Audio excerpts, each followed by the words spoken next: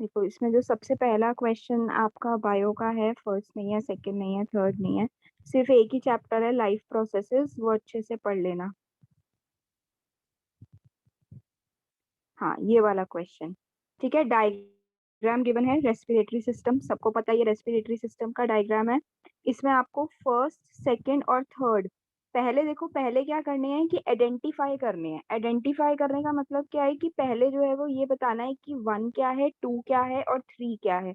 और उसके बाद जो है वो ये बताना है कि फर्स्ट का फंक्शन क्या है या फिर उसका करेक्टरिस्टिक क्या है, सेकंड का फंक्शन क्या है और उसके करेक्टरिस्टिक क्या है, थर्ड का फंक्शन क्या है और उसकी करेक्टरिस्टिक क्या है। ठीक है, सबसे पहले फर्स्ट बताओ, फर्स्ट क्या है?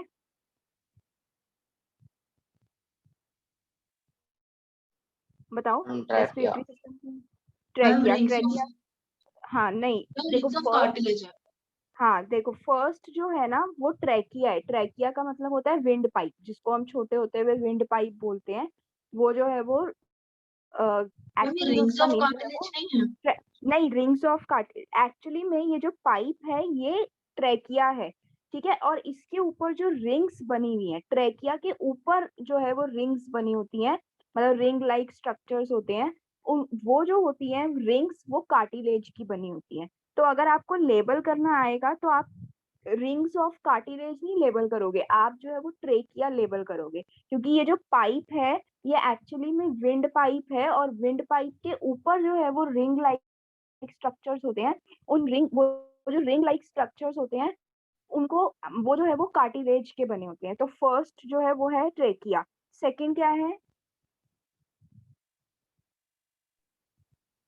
Ma'am second ribs I guess, yes ma'am ribs.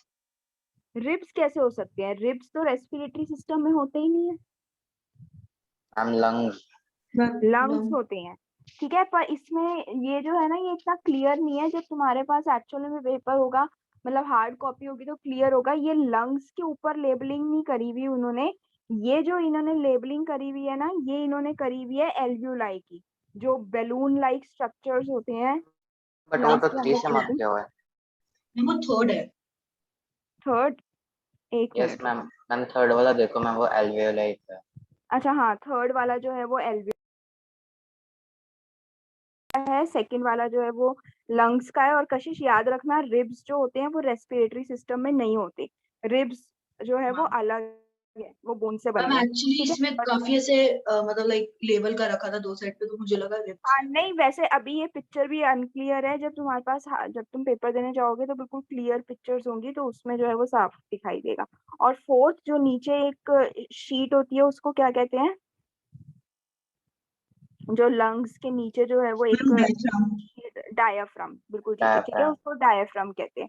तो लेबलिंग तो हमें पता चल गई। फर्स्ट जो है वो ट्रेकिया है, सेकंड जो है वो, अब देखो तो इसमें जो है वो कौन सा वो है, select the option which is correct.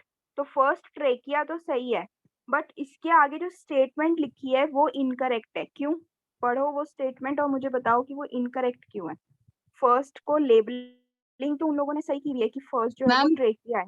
Ma'am trachea is a wind pipe ma'am, और उसके ऊपर जो होता है मैम रिंग्स ऑफ कार्टिलेज वो सपोर्ट करते हैं ma'am. Ma'am it is a देखो, विंड पाइप है। नहीं, ये जो इसके आगे जो स्टेटमेंट लिखी हुई है वो इसलिए गलत है क्योंकि इसमें देखो क्या लिखा हुआ है, it is supported by bony rings. Rings जो होती हैं वो बोन्स की बनी होती हैं इसमें। नहीं नहीं मैम, किसकी बनी होती हैं फिर? Ma'am bone marrow. Cartilage. Cartilage की बनी होती है। बोन मैरो कहाँ से आ गया कशिश? अभी तो मैंने समझाया है कि sorry ma'am first, I got confused. हाँ ठीक है, तो अभी तो मैंने बताया था कि फर्स्ट जो है वो विंड पाइप है या फिर ट्रेकिया है, और उसमें जो रिंग्स होती हैं वो कार्टिलेज की बनी होती है। तो फर्स्ट हमारा जो ए ऑप्शन है वो गलत हो गया, क्योंकि उन्होंने लेबलिंग तो सही बताई है कि वो ट्रेकिया है, बट उसके आगे जो उसकी स्टेटमेंट लिखी है वो गलत है। ठीक है, सेकंड वाले की तो लेबलिंग ही गलत है, ये रिब्स नहीं है ये लंग्स है। तो सेकंड वाला भी जो है वो गलत हो गया। ठीक है, और इसका करेक्ट आंसर कौन सा होगा? सी पार्ट जो है वो इसका करेक्ट आंसर होगा, क्योंकि सी पार्ट में लेबलिंग भी जो है वो एल्व्यूलाई है, और इसकी जो एक्सप्लेनेशन है वो भी सही है, that they are the sac like structures, या कई बार तुम्हें लिखा आएगा they are the balloon like structures which are there for the exchange of gases. अच्छा, फोर्थ वाला क्यों गलत है? फोर्थ वाले की लेबलिंग तो सही है, वो सही है, वो डायफ्राम है। Ma'am ma'am when we breathe in it ma'am our lungs वो contract, एक्सपैंड हो जाता है। it flattens मैम, डायफ्राम हाँ, फ्लैटन हो जाता है। फ्लैटन्स हो जाता है, बिल्कुल ठीक है। Yeah. तो इसका क्या होगा कि डायफ्राम फ्लैटन्स, वो जो है वो बिल्कुल फ्लैट हो जाता है जब हम ब्रीथ इन करते हैं। तो इसके हिसाब से जो आपका सी वाला ऑप्शन है वो करेक्ट है। बाकी के जो ऑप्शंस हैं या तो उनकी लेबलिंग गलत है या फिर उनके बारे में जो आगे स्टेटमेंट दे रखी है वो गलत है। तो फर्स्ट इस क्वेश्चन में किसी को कोई प्रॉब्लम है? बता देना अगर किसी को भी कोई प्रॉब्लम हो। चलो 12th पार्ट बताओ अब। 3 प्लेसेस डाइजेस्टिव सिस्टम में शो कर रखी हैं, फर्स्ट, सेकंड और थर्ड।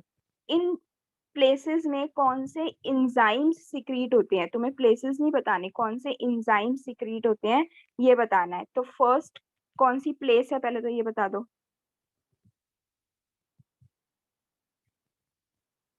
बताओ।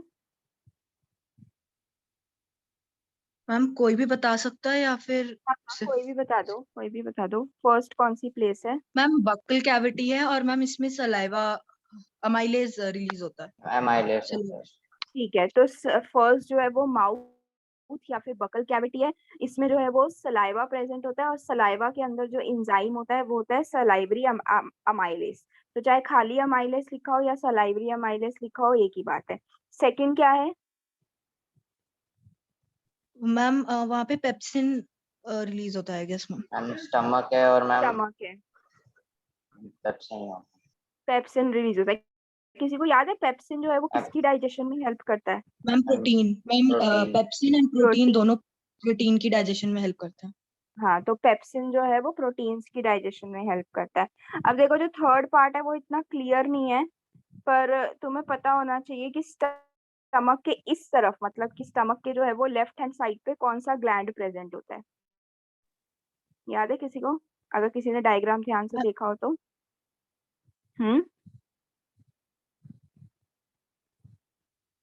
पैनक्रियाज, ठीक है, पैनक्रियाज प्रेजेंट होता है। और पैनक्रियाज से कौन सा एंजाइम सिक्रीट होता है? पढ़ा नहीं? Pancreatic gastric juices. पर उसका एक पर्टिकुलर नाम भी होता है, पैनक्रियाटिक जूस का एक पर्टिकुलर नाम भी होता है, ट्रिप्सिन। ट्रिप्सिन जो है वो उसका नाम है, ठीक है। तो फर्स्ट पार्ट जो है वो पैनक्रियाटिक जूस, तो उसका कॉमन नेम है कि जो पैनक्रिया से सिक्रीट हो रहा है उसको हमने पैनक्रियाटिक जूस बोल दिया, पर उसका जो पर्टिकुलर नाम है वो है ट्रिप्सिन। तो फर्स्ट पार्ट जो है वो अमाइलेस, सेकंड पार्ट जो है वो स्टमक है और स्टमक मैम में बी पेप्सिन ऑप्शन होता है। हाँ, और थर्ड पार्ट जो है वो पैनक्रियाज है और पैनक्रियाज से जो है वो ट्रिप्सिन प्रोड्यूस होता है। तो बी पार्ट जो है वो इसका करेक्ट आंसर हो जाएगा, ठीक है। खुशी, आपने ये वाला चैप्टर किया हुआ है ना स्कूल में? Yes ma'am. ठीक है, तो अगर कोई प्रॉब्लम हो तो बता देना। चलो 13th क्वेश्चन बहुत सिंपल है। स्टोमेटा का जो है वो हमने डायग्राम ऑलरेडी पढ़ा हुआ है। Water content in guard cell होगा। Water content in the guard cell. तो अगर जो है वो गार्ड सेल्स के अंदर पानी होता है तो क्या होगा स्टोमेटल पोर का? मैम स्वेल अप हो जाएगा। ओपन, स्टोमेटल पोर को हम स्वेल अप नहीं बोलते। स्टोमेटल पोर जो होता है या तो वो ओपन होता है या फिर वो क्लोज होता है, ठीक है। तो वाटर गार्ड कंटेंट सेल्स, इन गार्ड सेल। हाँ, तो स्टोमेटल पोर ओपन हो रहा है या फिर क्लोज हो रहा है, मतलब स्टोमेटा जो है वो ओपन हो रहा है या क्लोज हो रहा है, ये डिपेंड करता है कि गार्ड सेल्स के अंदर जो है वो पानी है या फिर जो है वो पानी नहीं है। बाकी सब चीजों के ऊपर डिपेंड नहीं करता। चलो अब नेक्स्ट क्वेश्चन बहुत इंपॉर्टेंट है। पहले तो मुझे ये बताओ कि वेन्स और आर्टरीज क्या होते हैं?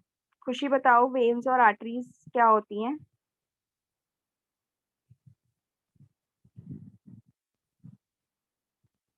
बताओ बेटा खुशी।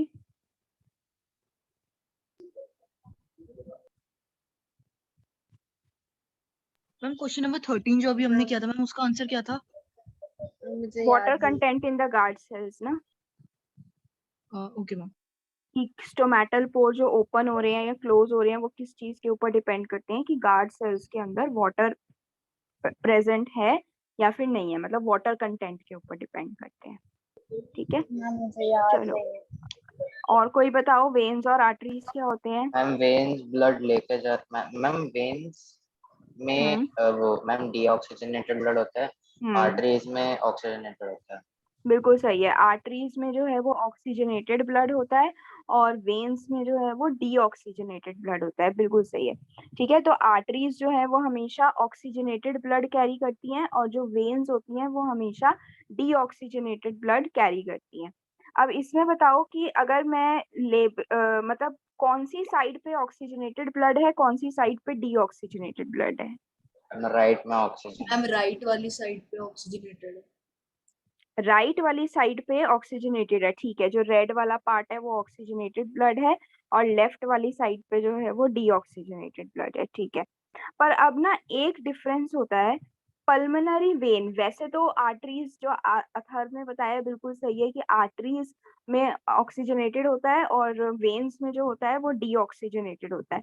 ठीक है, बट इसके लिए एक एक्सेप्शन है। एक्सेप्शन क्या है? पल्मोनरी वेन और पल्मोनरी आर्टरी इसमें ऑपोजिट होता है। मतलब पल्मोनरी वेन में क्या होगा, अगर मैं कह रही हूँ ऑपोजिट होता है, वैसे वेन्स में क्या होता है? डीऑक्सीजनेटेड।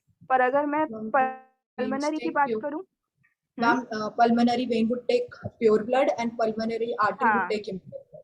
हाँ, तो उल्टा हो जाएगा। ठीक है, ये एक्सेप्शनल केस है। पल्मोनरी का मतलब होता है जो लंग्स से कनेक्ट कर रही है, जो हार्ट और लंग्स को एक दूसरे से कनेक्ट कर रही है। पल्मोनरी वर्ड कहीं पर भी आए तो उसका मतलब होता है समथिंग रिलेटेड टू लंग्स। तो यहाँ पर जो पल्मोनरी वेन है और पल्मोनरी आर्टरी है, दैट मीन्स कि ऐसे ब्लड वेसल्स जो कि हार्ट और लंग्स को एक दूसरे के साथ कनेक्ट कर रहे हैं। तो वैसे वेन्स में हमेशा डीऑक्सीजनेटेड ब्लड होता है और आर्टरीज में जो है वो हमेशा ऑक्सीजनेटेड ब्लड होता है। बट पल्मोनरी जो होता है वो एक्सेप्शन हो जाएगा, मींस उल्टा हो जाएगा। तो पल्मोनरी वेन में क्या होगा?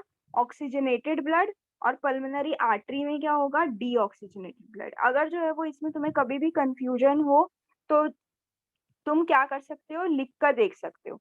जैसे कि अगर तुम लिखोगे वेन्स, वेन्स में हमेशा होता है डीऑक्सीजनेटेड ब्लड। डीऑक्सीजनेटेड का मतलब होता है जिसके अंदर ऑक्सीजन नहीं है मोस्टली बल्कि वो, कार्बन CO2 rich blood. हाँ, CO2 रिच ब्लड है। ठीक है, पर अगर मैं पल्मोनरी की बात करूं, ये क्या हो गया है आज, स्क्रीन ठीक से नहीं चल रही है।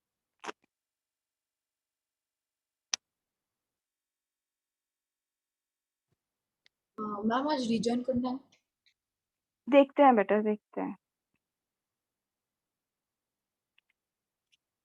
ठीक है, तो पल्मोनरी आर्टरी और पल्मोनरी वेन में किसी को कोई प्रॉब्लम है? पहले बताओ, फिर मैं एक बार दोबारा से स्क्रीन ओपन करती हूँ। तो फर्स्ट और सेकंड ऑप्शन जो है वो इनकरेक्ट हो जाएगा। क्यों हो जाएगा अथर्व, बताओ फर्स्ट ऑप्शन इनकरेक्ट क्यों है?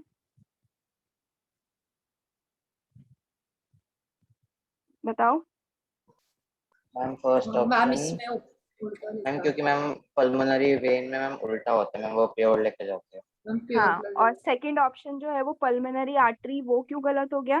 क्योंकि वो जो मैम है वो, क्योंकि मैम मैम इसमें उसमें इम्प्योर ब्लड लेके जाते लंग टू हाँ, हार्ट क्योंकि में। वो इसमें लेकर जाएगी। ठीक है, इसका जो है ना वो करेक्ट ऑप्शन जो है वो है वेना कावा। वेना कावा भी एक तरह का जो है, एक तरह की वो आर्टरी मेन ही वेन है। होती है। हाँ, एक वेन होती है या फिर जो है वो आर्टरी होती है, वेन होती है, सही है। तो वो जो है वो एक तरह की मेन वेन है जो कि blood from the different body parts to the heart लेकर जाती है। तो इसका ऑप्शन होगा डी। और ये बताओ आरोटा क्या होता है, किसी को पता है? किसी को याद हो, किसी ने स्कूल में पढ़ा हुआ हो? क्या मैम, मेरे को रिपीट करना question. C part, C part. Ma'am main artery होती है। ठीक है। ठीक है, तो इसका जो करेक्ट ऑप्शन है वो है vena cava, that it takes the blood from the body parts to the right auricle. चलो नेक्स्ट। तुम लोगों ने ये चैप्टर अच्छे से पढ़ लिया है? Yes ma'am. मुझे तो नहीं लग रहा। चलो कोई बात नहीं। अब देखो इस डायग्राम में क्या कर रखा है कि डायग्राम में जो है वो हार्ट बना रखा है। ठीक है, और क्या कर रखा है, जो नीचे वाले चेम्बर्स हैं वो कॉन्ट्रैक्ट हो रहे हैं। कॉन्ट्रैक्ट हो रहे हैं इसका मतलब क्या हो रहा है कि ब्लड उनके अंदर एंटर कर रहा है या ब्लड उनसे लीव कर रहा है? पहले ये मैम बताओ। वो निकाल रहे हैं ब्लड को, मैम लीव हो रहा है ब्लड। लीव हो रहा है। लीव हो ठीक है, तो जहां से ब्लड निकल रहा है, नीचे वाले चेम्बर से जो है वो ब्लड निकल रहा है, इसका मतलब कि वो दोनों जो है वो कॉन्ट्रैक्ट हो रहे हैं। ठीक है, तो नीचे वाले चेम्बर्स जो है वो कॉन्ट्रैक्ट हो रहे हैं, तो तुम्हें चारों ऑप्शंस में से सिलेक्ट करना है कि अगर नीचे वाले दोनों चेम्बर्स कॉन्ट्रैक्ट हो रहे हैं तो क्या हो रहा है, बताओ।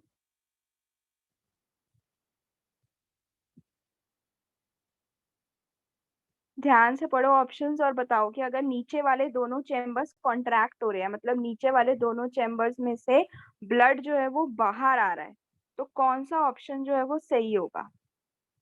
Ma'am, I guess B option. Blood is transferred to lungs for oxygenation and is बिल्कुल सही है, pumped into something. क्योंकि नीचे अगर तुम्हें ये वाला ऑप्शन, अगर तुम्हें कहीं पर भी कंफ्यूजन लग रही है ना, तो ये वाली स्टेटमेंट ध्यान से पढ़ो कि it is pumped into various organs, मतलब हार्ट से ब्लड जो है वो बाहर डिफरेंट बॉडी पार्ट्स में जा रहा है, तो वो ऊपर वाले चैम्बर से तो जाता नहीं है, वो जो है वो नीचे वाले चैम्बर से ही डिफरेंट बॉडी पार्ट्स में जाता है। तो ये एक बहुत बड़ा क्लू है जो इसमें दिया हुआ है कि अगर नीचे वाले चैम्बर्स कॉन्ट्रैक्ट हो रहे हैं, मतलब नीचे वाले चैम्बर्स से ब्लड जो है वो बाहर आ रहा है, तो बाहर आके वो जाएगा कहाँ, या तो लंग्स में जाएगा प्योरिफिकेशन के लिए, या फिर जो है वो डिफरेंट बॉडी पार्ट्स में पंप होगा, डिफरेंट बॉडी पार्ट्स में जाएगा।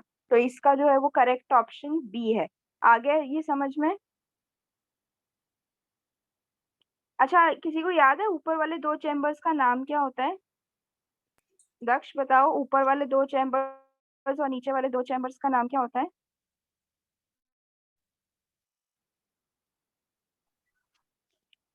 मैम वेंट्रिकल होता है शायद।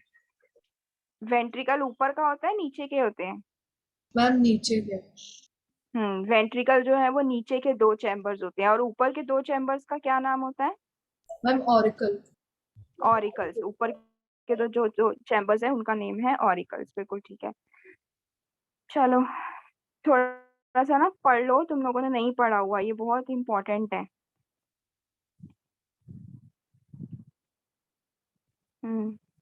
बताओ, ह्यूमन डाइजेस्टिव सिस्टम का डायग्राम गिवन है और तुम्हें जो है वो लेबलिंग मैच करनी है कि कौन सा जो है वो सही कॉलम है, बताओ।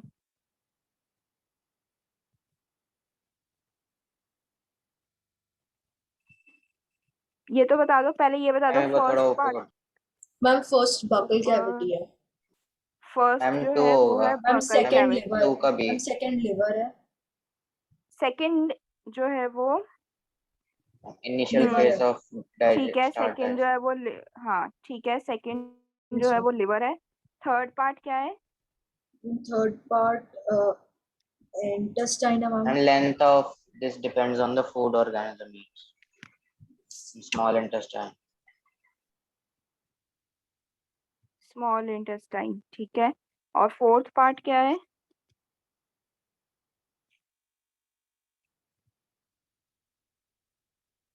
Large ma'am intestine. this is the site of complete digestion of carbohydrates, नहीं protein.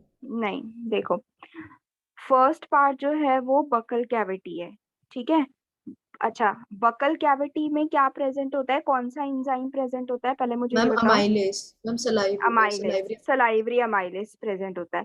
और सलाइवरी अमाइलेज जो है वो क्या काम करता है, उसका मेन काम क्या है।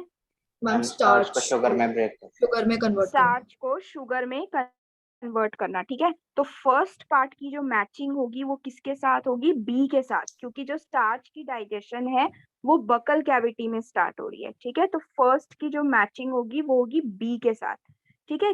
क्यों होगी, क्योंकि फर्स्ट पार्ट जो है वो बकल कैविटी है, बकल कैविटी में सलाइवरी अमाइलेज प्रेजेंट है, और सलाइवरी अमाइलेज जो है वो स्टार्च की डाइजेशन यानी कि स्टार्च को शुगर में कन्वर्ट करता है। तो यानी कि initial phase of starch digestion, मतलब जो स्टार्च की डाइजेशन है वो यहीं पर स्टार्ट हो रही है, माउथ में, या फिर आप कह लो कि बकल कैविटी में जो है वो स्टार्ट हो रही है। चलो अब सेकंड क्या थी तुम्हारी लेबलिंग। Ma'am liver. हाँ, सेकंड जो है वो है लेबलिंग लिवर, ठीक है। मैम सी अब देखो, होगा। हाँ तो सेकंड का जो है वो सी होगा कि लाइपेस, जो कि लाइपेस किसकी डाइजेशन में हेल्प करता है। Ma'am fats. फैट्स की डाइजेशन में। और लिवर से क्या सिक्रीट होता है जो फैट्स की डाइजेशन को और इजी बना देता है? मैम बाइल, फैट्स को, मैम वो इमल्सिफाई कर बाइल देता है जूस। फैट्स हाँ, बाइल लार्ज जूस, जो कि मॉलिक्यूल्स का। बिल्कुल ठीक है, जो कि बड़े फैट्स के मॉलिक्यूल्स को छोटे मॉलिक्यूल्स में ब्रेक कर देता है ताकि बाद में वो इजीली डाइजेस्ट हो जाए। तो सेकंड पार्ट जो है वो सी के साथ मैच होगा। अच्छा, थर्ड क्या है?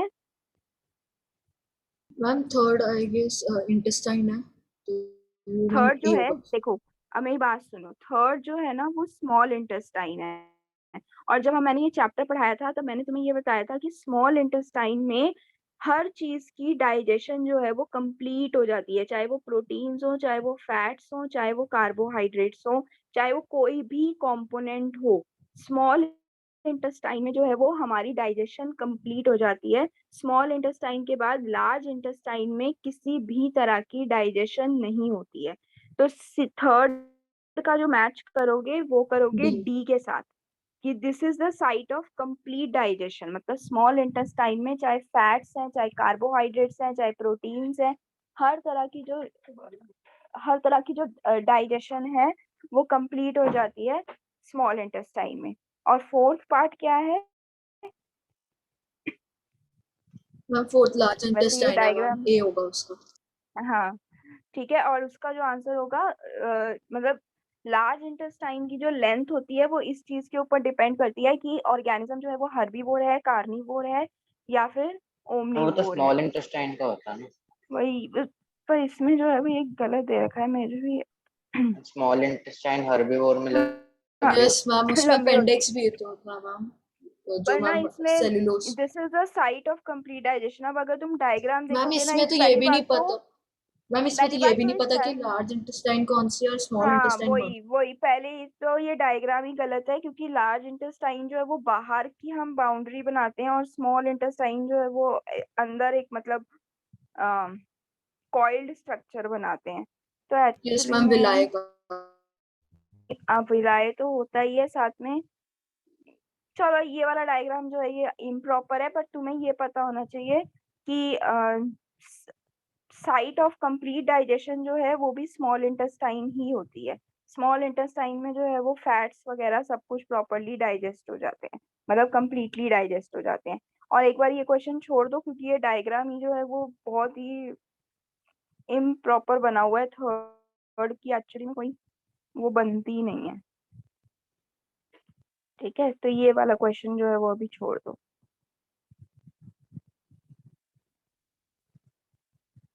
नेक्स्ट बायो का।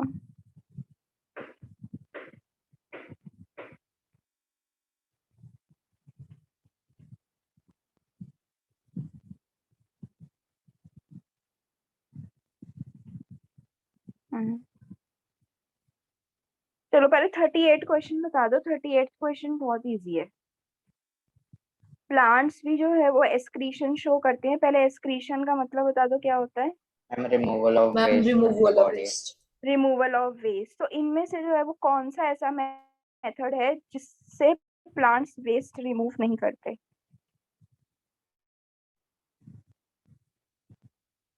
ध्यान मैम से डी पढ़ो है और मैम, बताओ। इसका डी।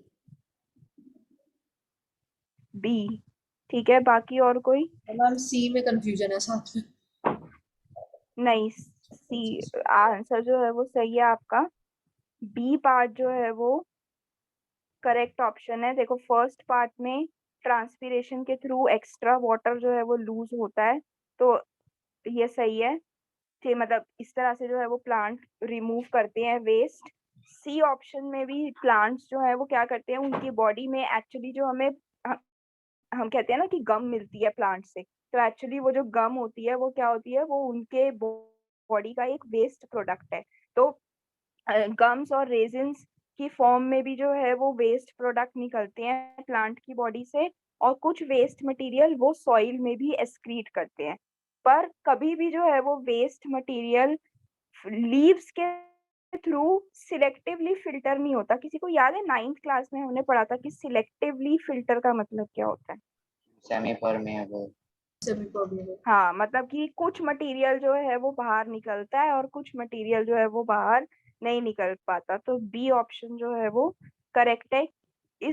मतलब लीव्स में ऐसी कोई सिलेक्टिवली परमिएबल चीज नहीं होती है जो कि वेस्ट को अलग कर दे और यूजफुल मटेरियल को जो है वो अलग कर दे। तो लीव्स में ऐसी कोई चीज या कोई ऐसा पार्ट नहीं प्रेजेंट है जो कि वेस्ट को अलग करे और यूजफुल मटेरियल को अलग करे। तो इसका जो ऑप्शन करेक्ट होगा वो होगा बी। अच्छा 37 बताओ। 37 में पहले मुझे ये बताओ कि नेफ्रॉन क्या होता है? नेफ्रॉन कहाँ पे मैम प्रेजेंट है? Nerve cell, ma'am nerve cell, nephron है नर्व सेल होता है। नेफ्रॉन वो नर्व किडनी सेल होता मैम है? किडनी, होता मैम है, kidney, ma'am kidney, ma'am kidney का फिल्ट्रेशन हाँ, यूनिट होता है। फिल्ट्रेशन यूनिट होता है। मेन फिल्ट्रेशन यूनिट जो किडनी, इसका मेन जो फंक्शन है कि वेस्ट मटेरियल को रिमूव करना या फिर ब्लड को जो है वो फिल्टर करना ताकि प्योर ब्लड अलग हो जाए और उसमें से वेस्ट मटेरियल जो है वो अलग हो जाए। तो वो जो मेन काम किडनीज के लिए कर रहा है वो है नेफ्रॉन। तो नेफ्रॉन और एल्व्यूलाई दोनों के आसपास जो है वो ब्लड वेसल्स होते हैं। अब वो कैसे ब्लड वेसल्स होते हैं ये 4 ऑप्शंस में से तुम्हें बताना है। एल्व्यूलाई लंग्स में है, नेफ्रॉन जो है वो किडनी में है, दोनों के आसपास जो है वो ब्लड वेसल्स होते हैं। कैसे ब्लड वेसल्स होते हैं ये 4 ऑप्शंस में से तुम्हें जो है वो सिलेक्ट करना है। तो इसका करेक्ट ऑप्शन है, अगर तुम्हें याद नहीं है तो इसका करेक्ट ऑप्शन है डी, कि थिन वॉल्ड कैपिलरीज होती हैं और ऑफ कोर्स उसके अंदर जो है वो रिचली सप्लाइड विद ब्लड, मतलब कि अच्छे अमाउंट में उनमें ब्लड होता है। तो इसका करेक्ट ऑप्शन होगा D, thin walled capillaries richly supplied with blood. 37 और 38 में किसी को कोई प्रॉब्लम है? मैम 37 का क्या आंसर था? 37 का डी पार्ट, ओके। कि एल्व्यूलाई और नेफ्रॉन में दोनों में जो है वो दोनों के आसपास जो है वो ब्लड वेसल्स होते हैं। तो आपको जो है वो ये बताना है कि कैसे ब्लड वेसल्स होती हैं, आर्टरीज होती हैं, वेन्स होती हैं या फिर कैपिलरीज होती हैं। तो कैपिलरीज होती हैं, पर ऐसी कैपिलरीज होती हैं जिनकी वॉल्स जो होती हैं वो बहुत थिन है। तो डी पार्ट जो है वो करेक्ट आंसर है।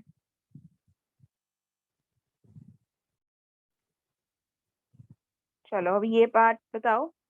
In which of the following groups of organism food is broken down outside the body and then absorbed? पहले ये बताओ कि ऐसे ऑर्गेनिजम्स को हम कहते क्या हैं? मैम जैसे सैप्रोफाइट्स। ह्यूमंस हैं, हाँ सैप्रोफाइट्स, ठीक है।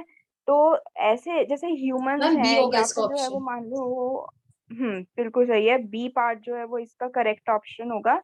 देखो क्या होता है कि ह्यूमन बींग्स में या फिर एनिमल्स में या फिर प्लांट्स मैम में डाइजेशन जो है वो उनकी, अमीबा हाँ में भी तो होता है। क्यों, एमीबा में भी तो जो डाइजेशन होती है वो उनकी बॉडी के अंदर होती है। मतलब वो पहले फूड को जो है वो अपनी बॉडी के अंदर लेकर जाते हैं, फिर अंदर जो है वो उनकी बॉडी के फूड डाइजेस्ट होता है और उसके बाद जो वेस्ट मटेरियल होता है वो उनकी बॉडी से बाहर आ जाता है। पर जो सैप्रोफाइट्स होते हैं, सैप्रोफाइट्स क्या होते हैं कि पहले वो क्या करेंगे कि फूड को सिंपल सब्सटेंसेस में बाहर ही ब्रेक कर देंगे और फिर उनको एब्जॉर्ब करेंगे। मैं एक एग्जांपल ओके। देती हूँ, जैसे तुमने देखा मैम होगा फंजाई। कि हाँ कि घर में जब सब्जियां वगैरह खराब हो जाती हैं स्पेशली रेनी सीजन में, या फिर ब्रेड को अगर तुम जो है वो थोड़े टाइम के लिए बाहर रख दो तो उसके ऊपर ग्रीन कलर के कुछ ग्रीन कलर के ऑर्गेनिजम्स ग्रो कर जाती हैं। क्या होते हैं वो? मैम फंजाई और ब्रेड मॉडल। हाँ, वो जो है वो ब्रेड मोल्ड होते हैं। तो वो क्या करते हैं कि उनका खाना क्या है, ब्रेड।